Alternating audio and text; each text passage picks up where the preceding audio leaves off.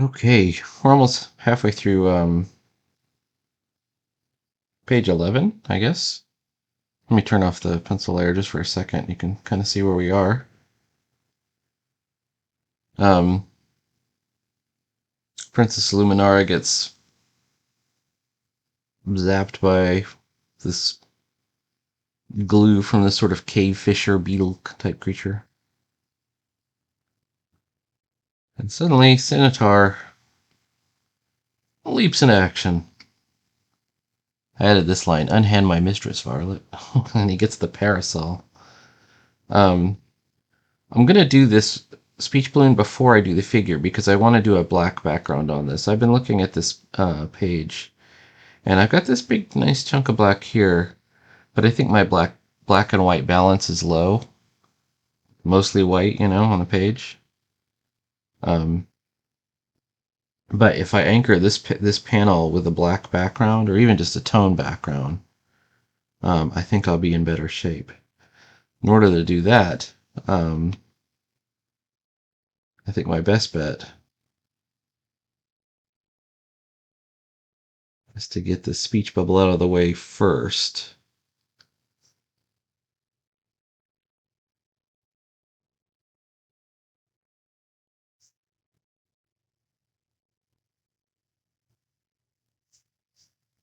And then draw the figure, and then I can do um, I can either flood fill it, or maybe I can even do like a gradient.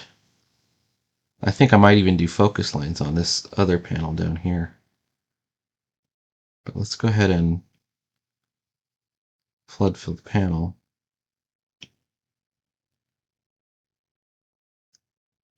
All right.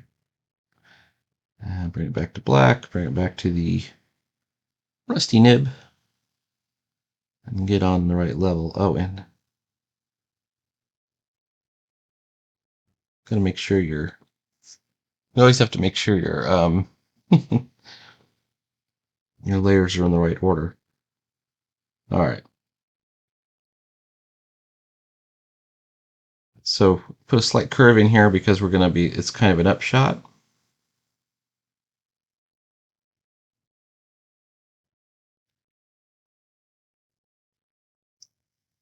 But nonetheless, he's got lots of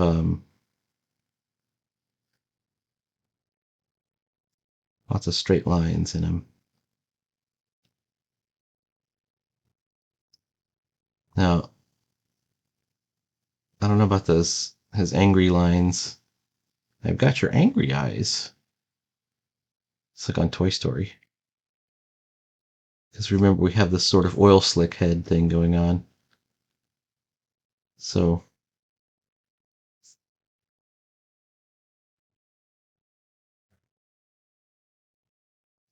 I do think we're going to have to figure out some way in order to do Scimitar against a black background, we're going to have to either halo out the figure at the top because it's black. Now we could use that to our advantage, and you know how like in the old X-Men, the costumes were, some people derisively referred to them as the B costumes, right? The yellow and black stripes or blue and black stripes, depending on how they were inking at the time. But they're meant to be black, and like at some point, certain artists would even do a thing where they would just use the same black as the flood fill in the back.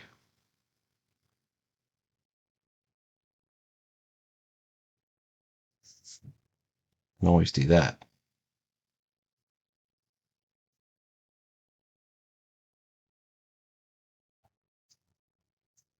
All right, I'm looking at this. I don't know if I like it. I want to make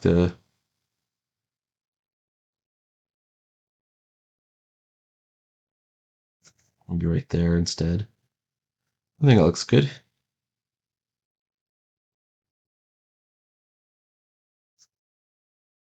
And then, if you remember, he's got this sort of chest plate area.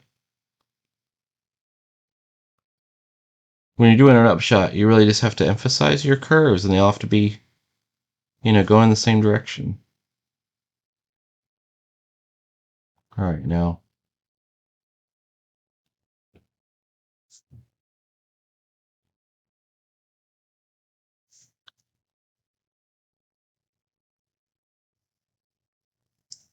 I don't think we have to go much further than that.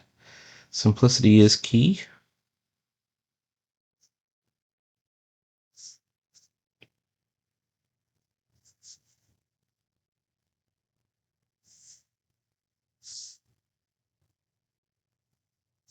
Kind of implies everything we want it to.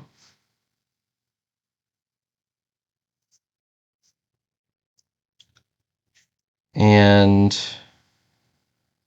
let's think about this background here. Well, a couple of things. Let's make sure that our lines all connect up. But same deal here. As long as we're not afraid to use black, let's do this.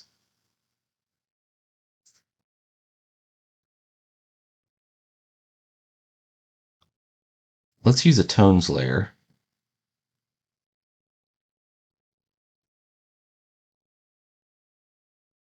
And we'll start it at 10%. And then we'll go all the way to 70, so we could do that.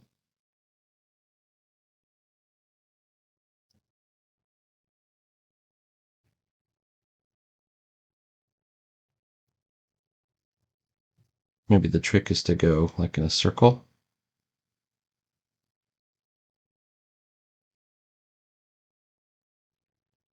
Maybe not a circle, because he's not a circle, he's an oval. All right, but we're going to gradient it out towards, that was 10%, we're going to go to 30.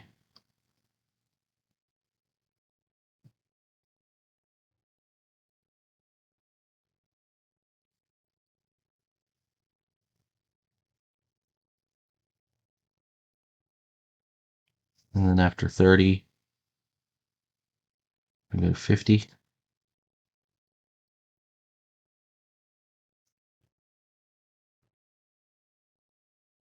Okay.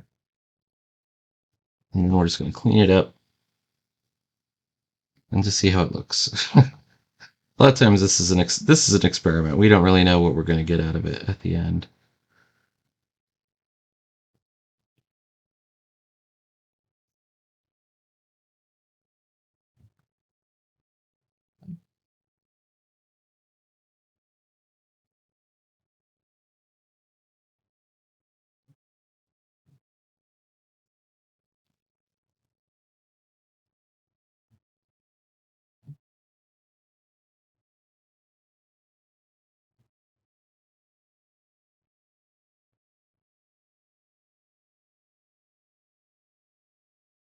I was kind of liking,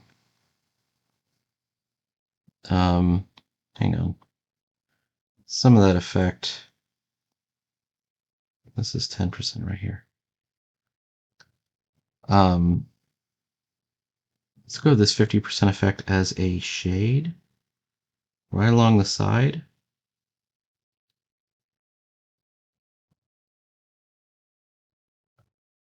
And then we could go to 70 just under the neck here.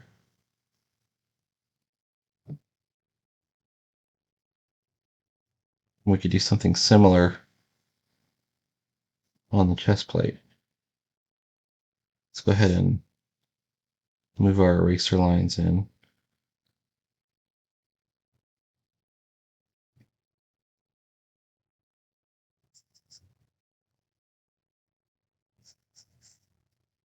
The point of comics is not to show how great of an artist you are, but to show what a great storyteller you are. And sometimes that means, well, often it means simplifying in order to get to, the most efficient way to tell the story while still being visually interesting, hopefully not sloppy.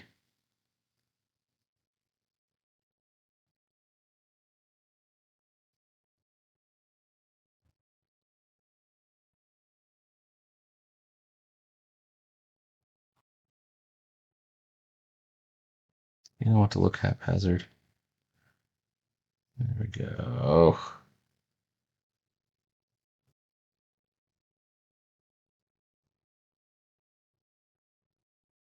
I have to ignore my pencil lines for a little bit. Hang on.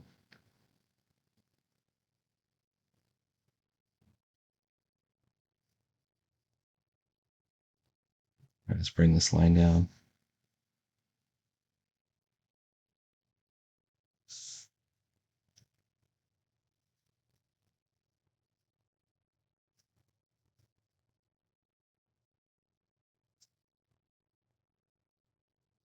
And there's a little problem down here. Let's fix that. That's a 70% line. No, it's not. It's a 50% line. Okay.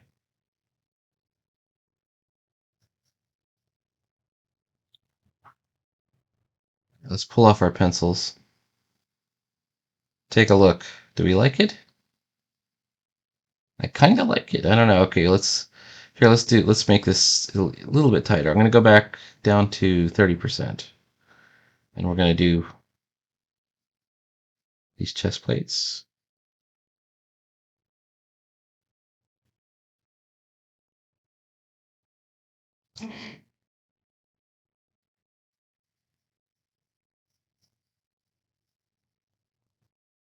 And then let's do this. Let's do like a halo effect around the whole thing.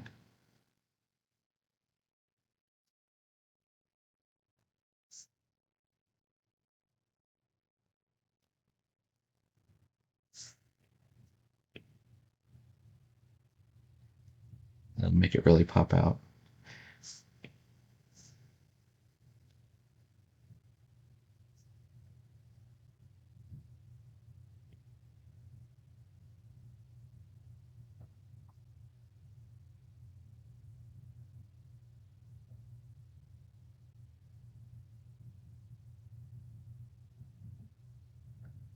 Yeah, baby. Looking good.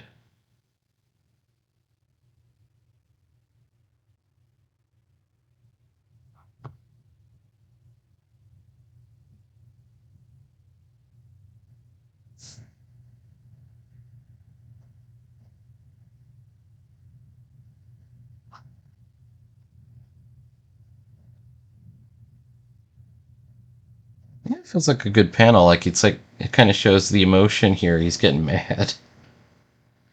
He's mad. That's what we wanted to show. All right. I don't think I did very good on making this background even. So let's see if we can fix some of that. That 30% line. Is that right? Is that correct? Is this the 10% line, 30% line? Like,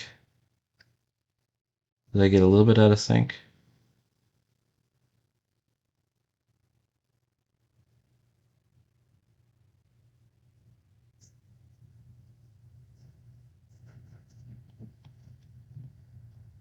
Just stay calm, everyone. I've got this. I've got this. All right, here we go. Trying to get a little bit more rounded effect here. All right, we want to go right up to the edge. Well, it looks like I'm going to be doing the halo effect again. But you can kind of see what I'm going for here, right?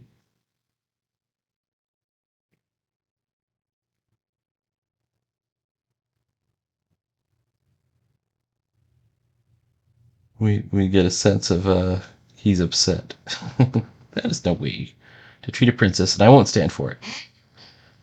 And then we have our action shot. And here he is.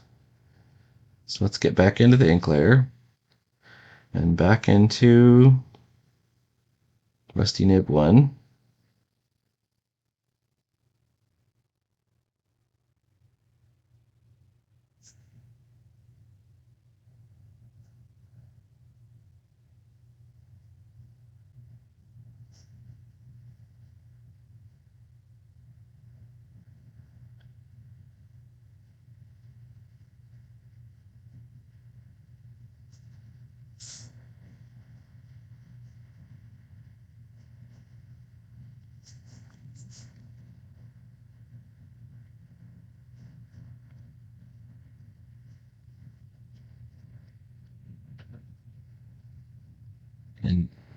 hopefully I'm going to mitigate the effect of I'm getting better at drawing this figure, but I don't want him to change. I don't want him to look different from panel to panel. It's like, oh, now you're looking really good by the end of the comic on page, 18 or something. He's looking good.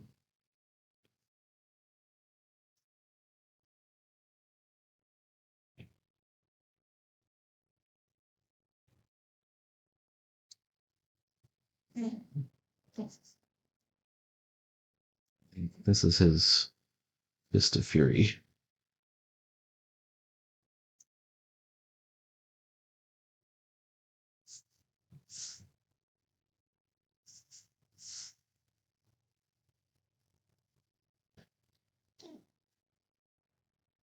There we go.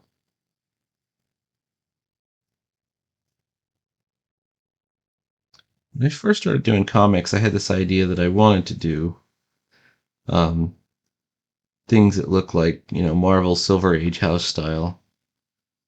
And, over time I realized I have my own style. And I've always had it. And it's got some elements of the Marvel way in there. All right, let's look at how would we hold this? We would put our thumb down here, like that. Right? I'm always like moving my hand around, like, how is it? One of the interesting things when you're looking at your hand is it's very rarely like square.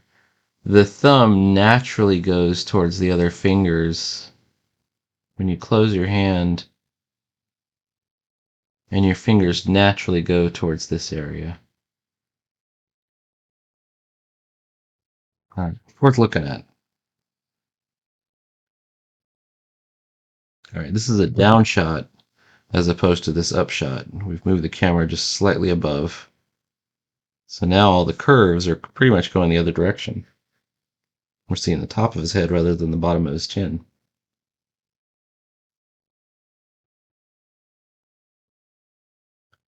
This parasol will have to suffice.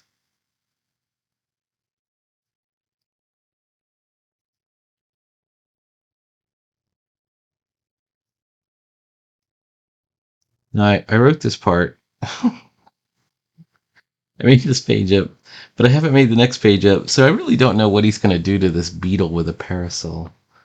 Hopefully it's funny. We'll figure it out.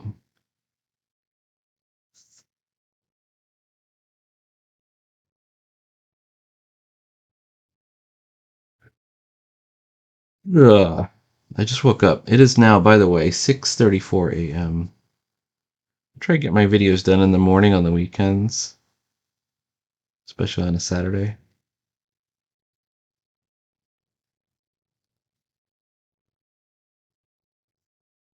All right, let's take a look at what he looks like without pencils. All right, is anything confusing other than that elbow? The elbow is going to look a little confusing. I'm just going to move it up a little bit.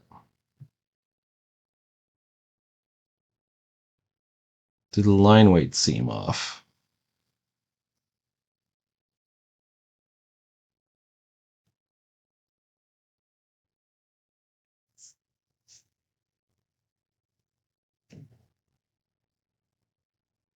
There's a lot of things that could seem off.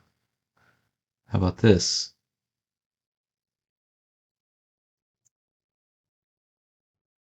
There's the chest plate. We can go a little bit heavier when we're doing the underside of something.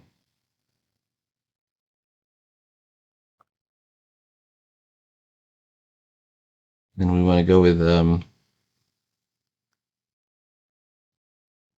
some tighter lines when we start to get into the texture and the hatching and stuff.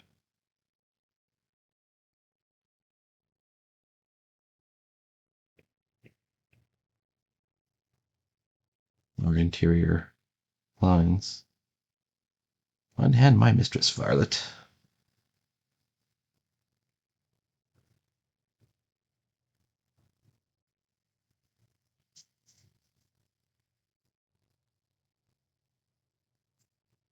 I think it's his kneecaps are not just balls. They're sort of like this kind of rounded T shape almost.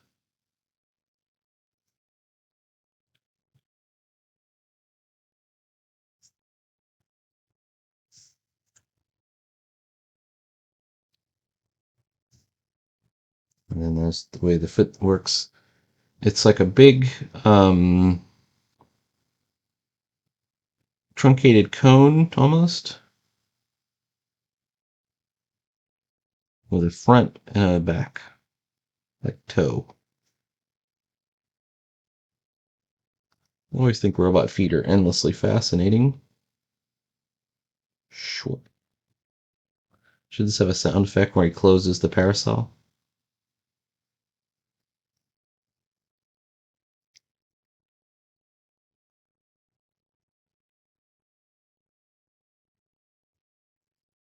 By the way, I can show you something. Is it in my? I don't think it shows it on my my other picture of Scimitar. It might be in one of the hang on. Well, coming up with this character, the Scimitar. Can't remember if he's in here. He's not in this one. That's this Phantomas one. By the way, the early Luminara. Um, when in doubt, refer back to your sketchbook. Scimitar is going to end up with a sword. This is one of the first drawings of him, and this fur cape. That's part of him. You can see where I was developing his look, right? I think I might even have.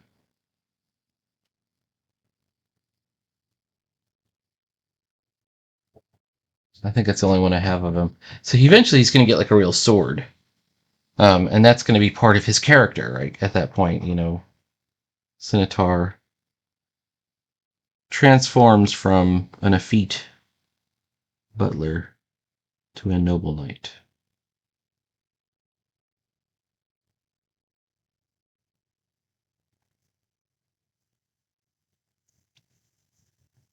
And we can cheer him on. Does anybody remember the moment in Shrek when it's mostly he's just on this quest and he's kind of a goof, him and the donkey. And then they end up at Disneyland or whatever, and they end up having to get into a fight. And I think they even play like a Ramones song. And they're in a battle with the Prince Farquaad's men or something like that, and just totally just kicks ass, and you just feel like cheering for Shrek at that point, right? So you realize that Shrek is tough. He's an ogre. An ogre. Yeah.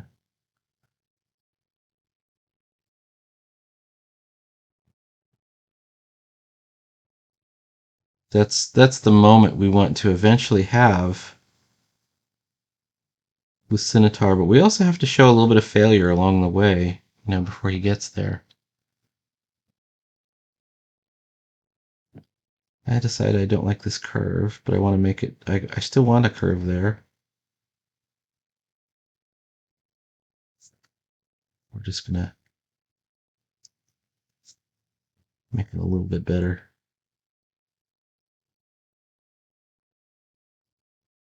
All right, light here is we could do light from above or light from behind.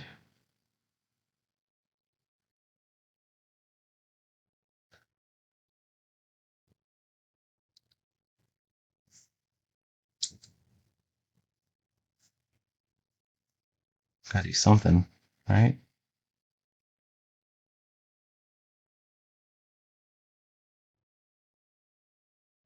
Let's see if we can do this. How about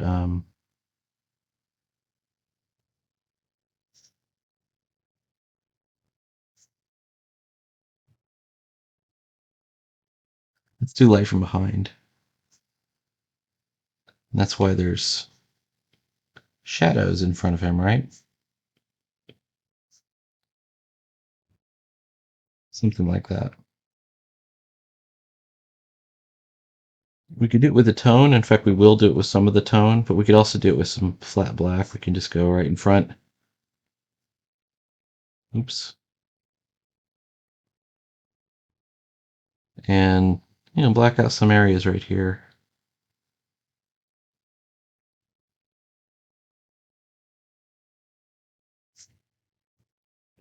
How did that get there? That was my fault.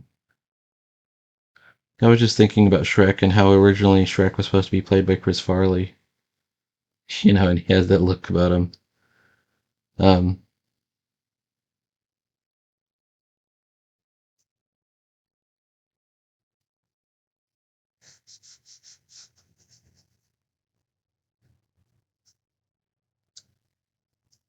oof.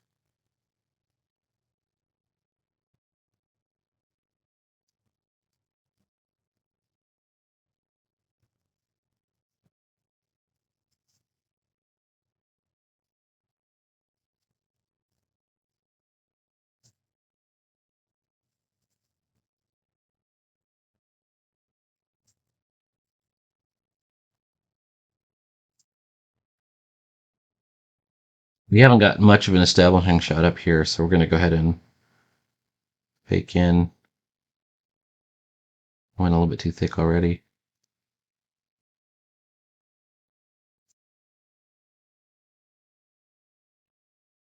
Bit of just a tree line. We're not going to go far, too far. We don't need a lot. Let's go ahead and do the bubbles too, just to get them out of the way.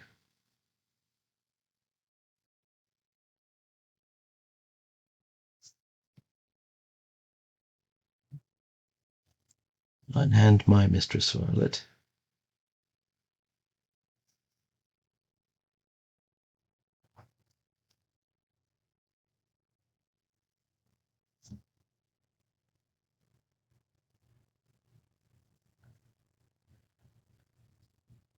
All right. That.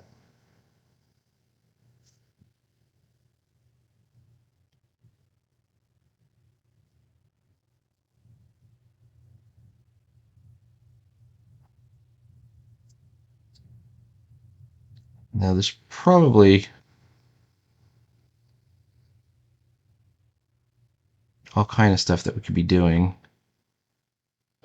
in the background.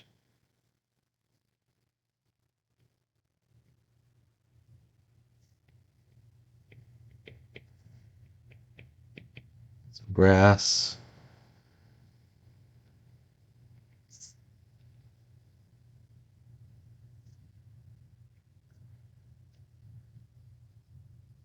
Oh, shoot. I did that on the bubbles layer. I did it again.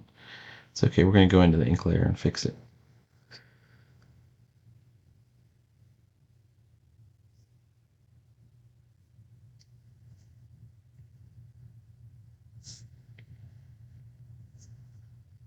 My place for the alien lollipop trees. And I did have an original. I'm going back to my original thought of doing instead the focus lines, but I've already got this sort of abstract thing, and that didn't hurt.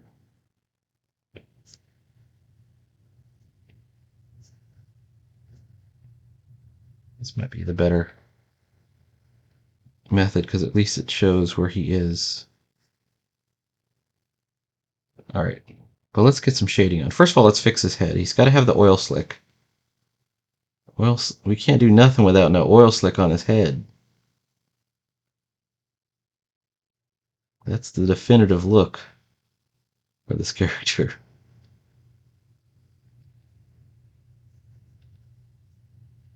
All right, there's that. Then let's do tones. So switch to tones layer. I'm just going to use the 10% tone. There it is right there. And if it's a light from behind, we could practically shade the entire front of him. And then For the areas that'll be even darker, we can go a little bit harder on the, instead of 10%, this is a 10% shade.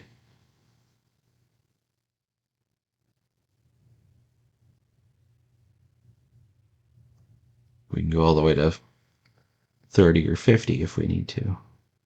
Or there's actually even a 90 if you want to go all the way almost to black. Usually, if it's almost black, I prefer just to go all the way to black to show a lot of, to show the contrast there.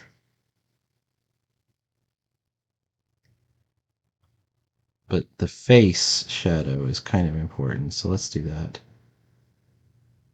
All right, let's do it in 10% first to see how it comes out. The eyes glow and the mouth glows.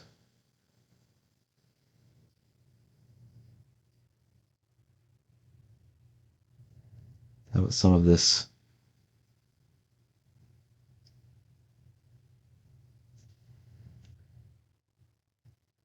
I kind of like that. All right, what about this sky? There should be some stuff in the sky. And but I mean like clouds. I think I had, oops. You gotta go real thin.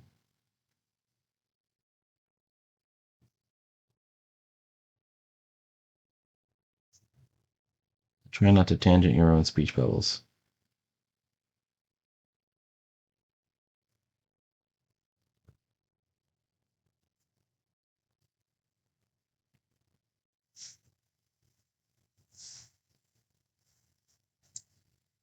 All right, that's looking all right. Let me go back to 10%. We say right there, right there.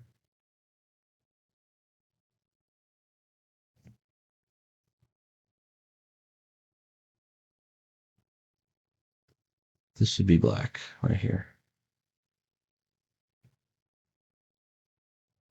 Now, for the chest plate, which is meant to be a little bit darker, let's use the 30% tone. And the effect is subtle. Maybe we don't need it. Actually, it does look okay. Remember, this is the print size resolution here.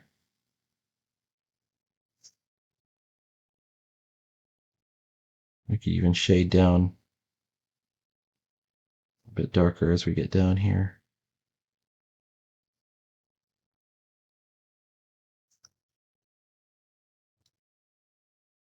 All right, that's a page. She gets hit from behind with a splurch. We can see what it is. It's this weird cave fisher beetle. Gene tech beast. She yells for help. Our determined hero makes a choice. And I think this background is almost symbolic of this choice, this new programming that kicks in. And then he picks up his sword, or in this case, his umbrella, his parasol. Am I on the right layer? Let's fix that. He picks up his umbrella and he gets ready to charge into battle. It's quite brave. Very impressed with you, Centaur. One thing I might consider, and I'm not 100% sure, did I give him some angry eyes? He's ready to go. Now, my problem is I'm getting a little bit of interference with the tone here. And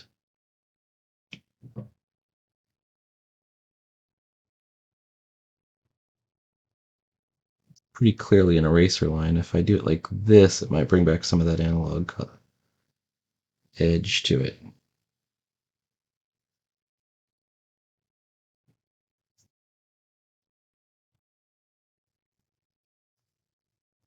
I think it's done. All right, please like, follow, and subscribe. This was page 11. There's more comics every day. You know, if you just put in a little time every day, you're going to get through it. All right. Talk to you later.